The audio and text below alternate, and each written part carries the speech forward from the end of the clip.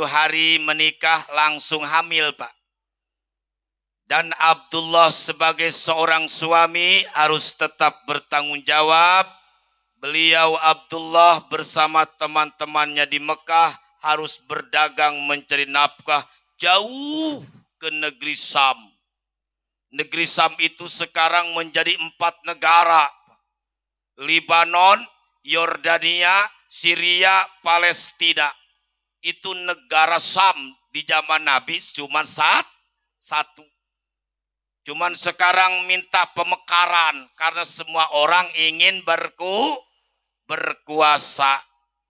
Dagang di negara Jordan, dagang lagi pindah ke negara Syria, datang lagi dagang ke negara Libanon, terus ke Palestina. Lama sampai 2 bulan.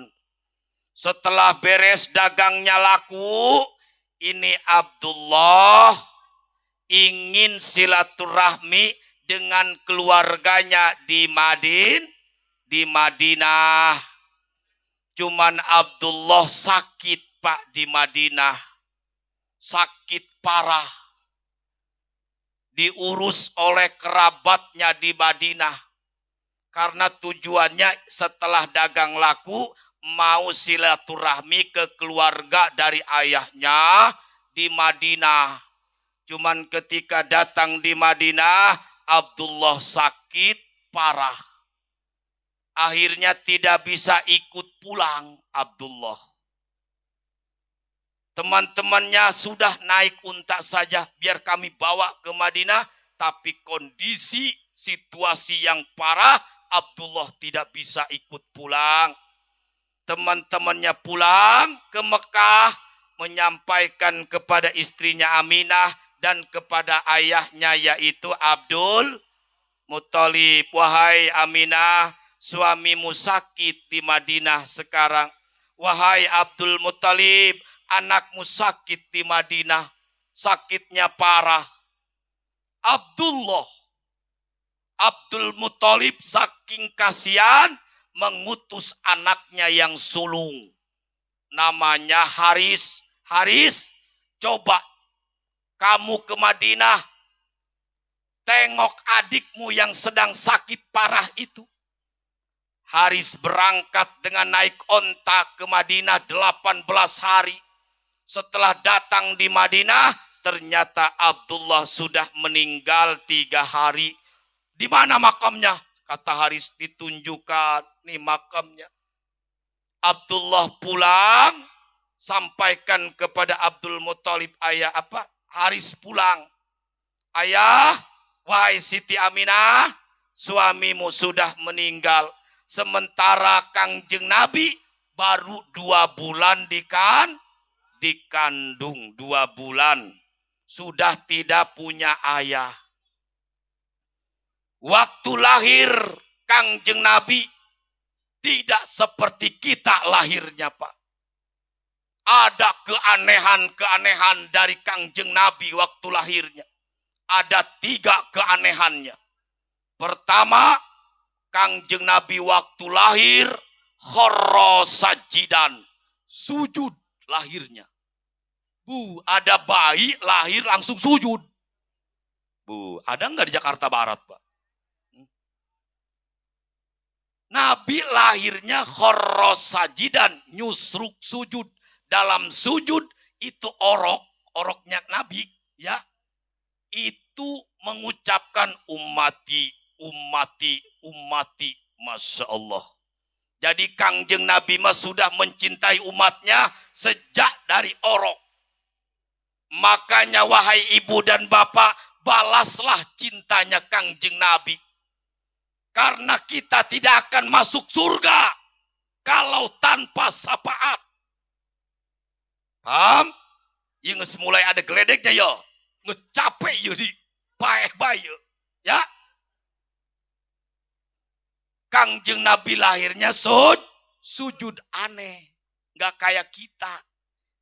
Kita mah lahirnya nangis. Dan tidak bisa berbuat apa-apa. Nangis. Ya. Jadi kita mah lahirnya nangis, Kangjeng Nabi mah lahirnya sujud.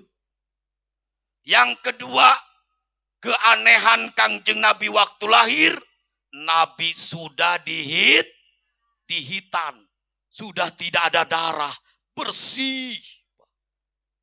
Bahkan ada sifatnya, kuku-kukunya rapi. Masya Allah. Lamun cak ayeuna mah kata orang sekarang bayi ajaib merenya. Nabi mah sudah dihit.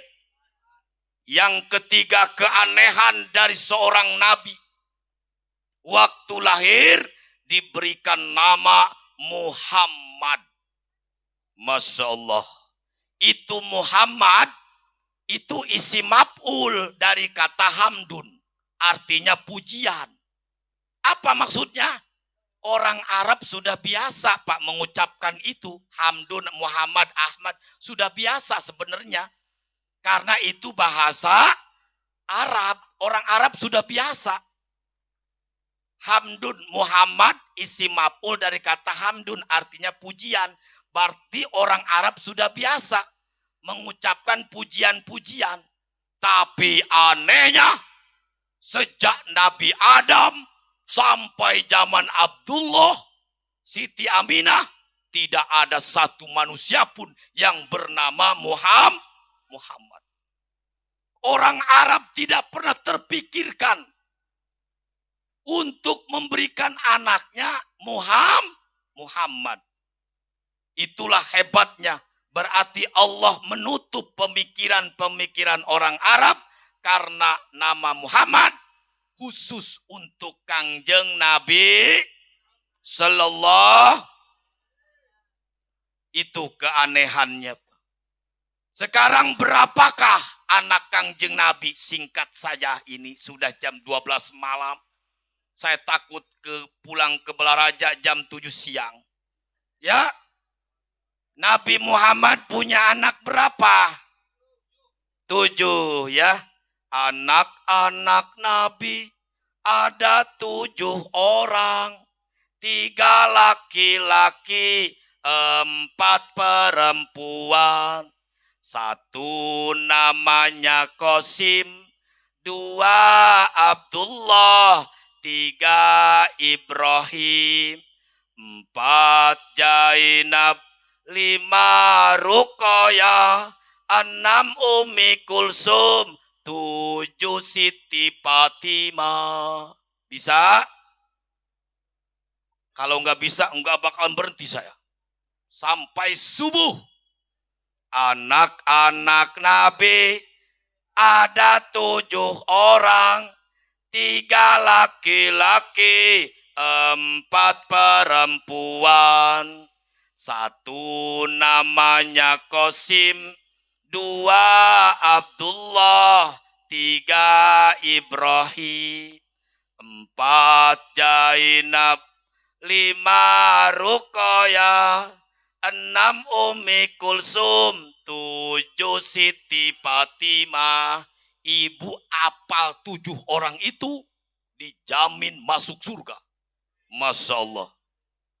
Cuman 7 orang dihafal, ibu masuk surga. Masya Allah. Terus sementara bapak rajin berjamaah, bapak rajin di majlis talim, ibu juga sama rajin mengikuti pengajian-pengajian. Tapi ingat ada satu Al-Quran ayat menjelaskan, Ar-ra'aital ladzi yukadzibu biddin. Hai orang kapuk, hai orang Cengkareng Jakarta Barat, tahukah kamu siapa yang mendustakan agama? Beragama tapi dusta. Solat dusta solatmu. Ngajimu dusta. Ar-ra'aital ladzi yukadzibu fadzalikal ladzi yad'u yatim. Kau menghardik anak yatim. Menghardik itu, Pak, artinya membentak, mengusir, tidak memberi makan, diusir ku bapak, tidak dipalire, non tak dari palireta. tidak diperhatikan, itu bapak menghardik anak yatim. Jangan harap sholat berjamaahmu. Jangan harap ngajimu. Ngaji dan sholatmu dusta karena yatim terlunta-lunta. Makan lo. Nah, jadi fa'ammal yatima fala takhar.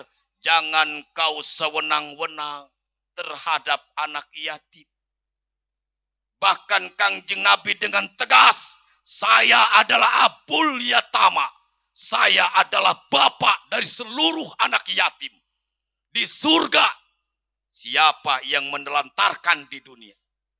Jangan harap kamu bisa masuk surga karena kau hina yatim. Yatim dikatak. Nyawa dikatak. Dijitak. Masya Allah, kafir di depak. Jangan. Fa'amal yatima fala takhar. Jangan sewenang-wenang. Bahkan Kangjeng Nabi mengatakan, ana wa kafilul yatim bil jannati hakada. Telunjuk tengah dan telunjuk. Jari telunjuk dan jari. Ana wa kafilul yatim bil jannati hakada. Saya dan orang yang menyantuni yatim bil jannati hakada. Nanti di surga seperti dua jari ini.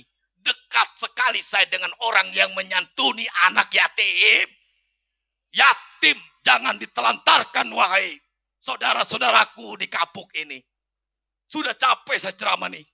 Pengen makan. Lapar. Ya. Paham ya Bu? Apa tujuan maulid ini? Ini adalah sarana agar kita tetap ingat kepada Rasulullah. Tetap bersolawat. Karena kita harus menjadi umat Nabi Muhammad. Umat Nabi Muhammad yang paling sakti siapa? Yang paling sakti, Pak. Dari kaum laki-laki ada dua. Dari kaum perempuan ada dua. Umatku yang paling sakti. Dia akan selamat dalam kuburnya, dalam masarnya, dalam mijannya, dalam sirotnya. Selamat bagi laki-laki yang rajin ngaji di majlis taklim. Itu umatku yang paling sakti, Pak. Maka rajin ngaji. Yang kedua, umatku dari kaum laki-laki yang paling sakti, yaitu yang sholatnya berjamaah. Itu yang sakti dua. Umatku dari kaum perempuan ada dua. Yang paling sakti umatku, satu, seorang istri yang selalu menawarkan diri kepada suaminya untuk di parende, non parende. Dewe, jorok dewe mah. Yoi. Jadi ibu kalau ingin menjadi sakti, menjadi asak ilmunya, mintalah sering-sering. Ya. Sering-sering minta ke suami. Kalau ibu semakin telanjang bulat di depan suami, tapi jangan di luar rumah, di dalam rumah, terus suaminya terangsang, maka dosa ibu semuanya berjatuhan. Rajin-rajinlah telanjang depan suami, wahai ibu. Ya. Ya. Bu. Yang kedua, kaum wanita yang sakti, yang matang ilmunya dari umatku, yaitu yang ikhlas di poligami. Iya. Itu, Pak. Izinkan wahai ibu suamimu menikah lagi. Ya. Tidak akan hilang botolnya, Bu, cuman airnya tabur doang. Ya. Itu yang paling sakti. Karena kaum perempuan itu, Pak, Ibu, mau masuk surganya gampang. Ya, ibu mah mudah masuk surganya. Pertama, Yang sulit itu kaum suami, Bu, yang susah masuk surganya. Suami harus mencari nafkah. Suami harus menjadikan anak istrinya bertakwa kepada Allah. Anaknya harus bisa baca Quran. Suami harus sholat tahajud. Suami harus sholat duha. Suami harus ngaji di majelis taklim. Suami itu harus berjamaah. Harus sholat Jumat lagi. Susah, Bu, jadi suamimu. Ibu tidak sholat, suami yang bahaya. Anak tidak sholat, suami yang bahaya. Tapi suami tidak sholat, ibu tidak bahaya. Itu sulitnya kami kaum suami, Bu. Ibu mah gampang masuk surganya, asal 4 saja lakukan. Gampang. Pertama, ibu mah asal rajin sholat 5 waktu. Zuhur, asar, maghrib, isya, subuh. Itu saja ibu mah. Ibu tidak perlu berjamaah. Nggak perlu. Ibu tidak perlu sholat qobliyah ba'diyah. Ibu tidak perlu tahajud. Ibu tidak perlu duha. Ibu tidak perlu Jumat. Cukup yang 5 waktu saja. Ibu mudah masuk surga. Itu yang pertama. Yang kedua, ibu gampang masuk surga bila mana datang Ramadan, ibu puasa di bulan Ramadan. Ibu tidak perlu puasa Syawal. Ibu tidak perlu puasa Ayamul Bid. Ibu tidak perlu puasa Arfah, Asyura, Dzulhijjah, Senin Kemis, Muharram. Tidak perlu ibu mah. Puasa saja di bulan Ramadan. Itu yang kedua, gampang masuk surga. Yang ketiga, ibu paling mudah masuk surga, yaitu wa'ato'at jaujaha. Berbakti kepada suaminya. Masya Allah, ini yang sulit. Berbakti kepada suaminya. Karena ada satu hadis, Pak, bahwa di neraka, penduduk yang paling banyak di neraka, yaitu kaum wanita. Tapi wanitanya bukan orang sini. Orang jauh sono. Ya. Kenapa, Bu? Apakah wanita itu tidak sholat? Sholat. Puasa? Puasa. Ngaji? Ngaji. Cuman tidak berbakti kepada suaminya. Itu saja. Memang, Bu, dalam kitab apapun, kitab kuning, seluruh ulama Ahlussunnah wal Jamaah sudah menyatakan. Seluruh kitab kuning. Ulamanya ulama Ahlussunnah wal. Dalam kitab itu bahwa tugas mencuci piring, tugas mengasuh anak, tugas ngepel, tugas ngegosok, tugas beli gas, masang gas, tugas beli uduk, tugas bikin kopi, itu adalah tugas suami, Pak, itu.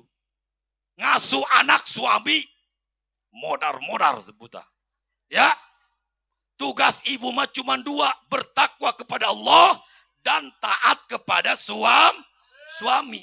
Ibu tugasnya memakai bedak dan ngadang, itu saja udah. Ya. Tapi karena ibu ingin berbakti kepada suami, ketika suami minta kopi, buru-buru buatkan. Ketika suami pengen makan, masak. Suami mau berangkat, cepat gosok.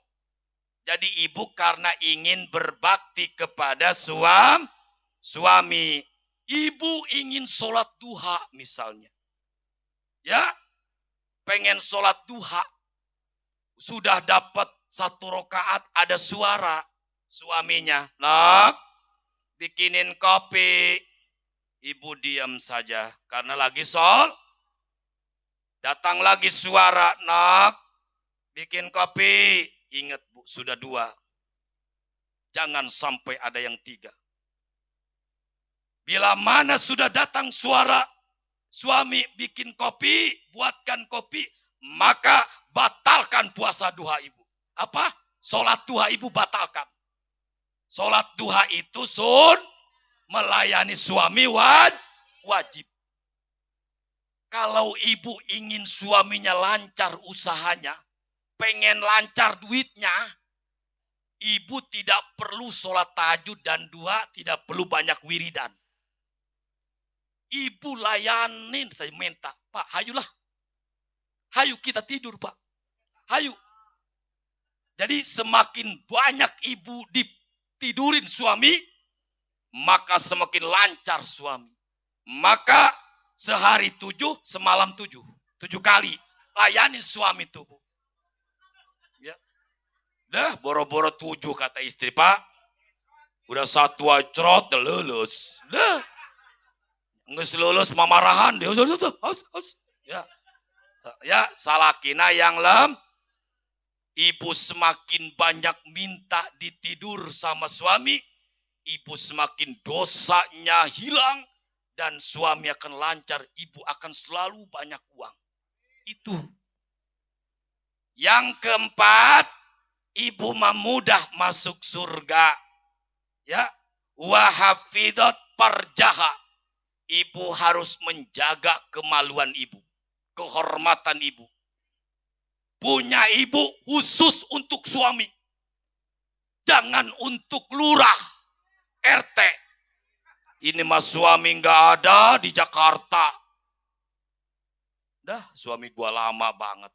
Ini gua pacaran sama lurah. Ya. Jadi punya ibu jangan diumbar-umbar. Ibu jangan selingkuh. Ya. Selingkuh artinya tahbib. Tahbib itu artinya merusak rumah tangga orang. Palaisa mini, kau bukan umatku. Bapak-bapak juga jangan selingkuh. Sudah tua pak kita semua. Sudah jangan ngejar-ngejar itil baik. Ngeskolot orang teh. Ya. Masya Allah. Gara-gara HP ya. Terus ibu. Ya udah malam bu. Ya. Lanjut. Jadi jangan berselingkuh di belakang suami bu ya. Jadi punya ibu tetap. Suami harus dibanggakan. Harus dilayani walaupun hitam. Ya. Ibu tidak perlu ke Mekah mencium Hajar Aswad. Rajin-rajinlah cium suami. Ibu seperti orang yang mencium Hajar Aswad. Ya mau kuning giginya nggak apa-apa, ciumin aja bu. Ya. Jangan diomongin, ibu mah suami diomongin. Gua mah kebenaran punya suami, itunya bengkok kan, ya jangan, ya suami harus dijaga, pak ya. Jadi ibu menghormati suami, suami juga harus sayang sama istri, tidak boleh istri sengsara, istri harus ceria. Sebodoh-bodohnya suami, bila mana di leher ibu, di tangan ibu, di leher tidak ada emas. Awas nih, di telinganya tidak ada emas, di lehernya tidak ada kalung, di tangannya tidak ada gelang, itu suami blow-on namanya. Karena wanita itu perhiasan, maka hiasilah dengan emas. Ini emas kawin dijual. Karena dikejar-kejar si emok teh ya. Ya para jamaah, saya kira cukup sekian. Ya sayanya udah lapar. Ya tahu nih dikasih tahu enggak pak? Tadi udah dikasih makan sebenarnya di dalam. Cuman saya enggak ikut makan. Karena mau ceram. Kalau makan dulu atau modar ya. Engap. Ya sampai sinilah. Para jamaah, mohon maaf atas segala kekurangan. Mohon maaf kalau ada kata-kata yang agak jorok. Langsung doa. Oh, langsung doa ya bu. Saya akhiri dulu. Wabillahi taufiq wal hidayah. Assalamualaikum warahmatullahi wabarakatuh. Ya dal jalali wal ikram, Allahumma salli wa sallim ala sayyidina Muhammadin fil awalina wal akhirin wa barik wa sallim wa radiyallahu ta'ala an sadatina ashabi sayyidina Rasulillahi ajmain. Amin amin. Alhamdulillahi rabbil alamin. Hamdan naimin, hamdas syakirin, hamdan yuwafi ni'amahu wa yukafi'u mazidah.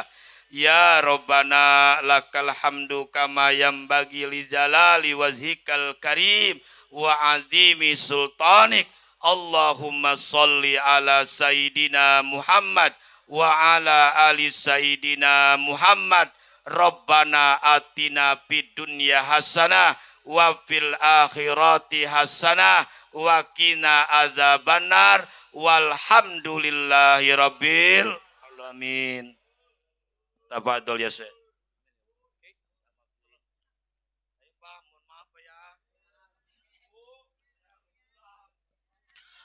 Alhamdulillahirabbil alamin. Kami ucapkan terima kasih kepada penceramah kita Abdul Kharam, yaitu Bapak Kiai Haji Ismail ataupun Ki Jaka Gledek yang dari Balaraja. Alhamdulillah begitu gamblang penjelasan beliau. Mudah-mudahan apa yang disampaikan dapat kita fahami dan dapat kita amalkan dalam kehidupan kita sehari-hari, dan tentu saja mudah-mudahan dapat menambah ketakwaan kita kepada Allah Subhanahu wa taala, dapat menambah kecintaan kita kepada baginda Nabi besar Muhammad sallallahu alaihi wasallam. Amin ya rabbal alamin.